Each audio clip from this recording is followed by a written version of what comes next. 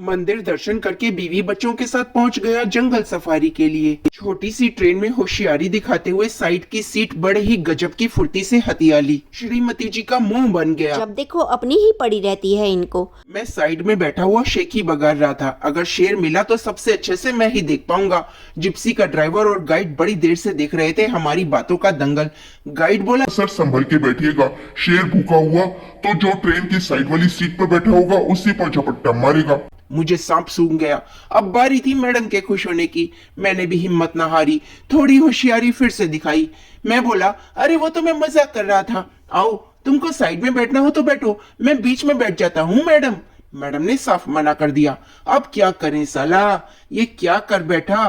फिर चढ़क के नीति पर आया, बड़े प्यार से बोला, आ ना यार तू इधर बैठ जा, मुझे थोड़ी घबराहट हो रही है। हम दोनों एक ही हैं, पति पत्नी तो एक दूसरे के पूरक होते हैं। मुझे कुछ हो गया तो तुमको अच्छा थोड़ी लगेगा। हम दोनों एक थे, अब नहीं है। मैडम घुर्राई। जब साइड में बैठने की बारी थी तब तो नहीं सोचा तुमने, और अब जब डर लग रहा है तो हम एक हो गए। अरे गुस्सा क्यों हो रही हो, शेर एक बार में ही किसी को पूरा नहीं खाता, थोड़ा थोड़ा करके ही खाएगा। तब तक हम कुछ कर लेंगे। ये गाइड और ड्राइवर भाई साहब है ना, ये तुमको बचा लेंगे। बस तुम इधर आ जाओ, मुझे बीच में बैठने दो। हम कुछ नहीं कर पाएंगे साहब, हम तो पहले अपने को बचाएंगे और भाग जाएंगे। यदि शेर ने हमला किया तो आखिर एक डंडे से मैं क्या कर लूंगा, वो शेर है, कोई भेड़िया या कुत्ता नहीं है। गाइड बोला, अरे ये क्या बात है भाई, फिर तुम आए क्यों हो यार। सर नियम है गाइड का जिप्सी के साथ जाने का, और ये डंडा है, कोई तोप नहीं जो शेर पर दाग दी और शेर ढेर।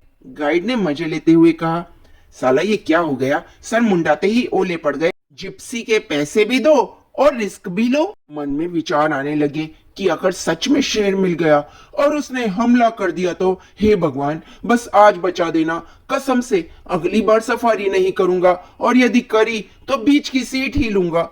इतनी देर में सफारी जंगल में एंटर कर गई और मैंने एक बार और कोशिश करने की सोची। बड़े प्यार से दोबारा कहा, देखो मैं 60 किलो का हूं, तुम 70 की, वैसे भी अपना वेट कम करना है तुम्हें। शेर एक बार में कितना खाएगा, ज्यादा से ज्यादा 10 किलो, बिना मेहनत के 10 किलो कम हो जाएगा। बस थोड़ा दर्द होगा, जरूरी नहीं कि शेर मिले ही मिले, और यदि मिला भी तो ये जरूरी नहीं कि हमला करेगा।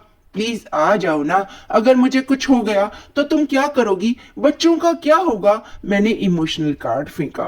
मैं क्या करूंगी, तुम्हारी नौकरी मुझे मिल जाएगी और बच्चे और ज्यादा अच्छे से पलेंगे, क्योंकि तुम्हारा खर्चा तो कम हो जाएगा ना। तुम्हारी शक्ल देखकर थोड़ी ना करी थी मैंने तुमसे शादी, सरकारी नौकरी देख के करी थी।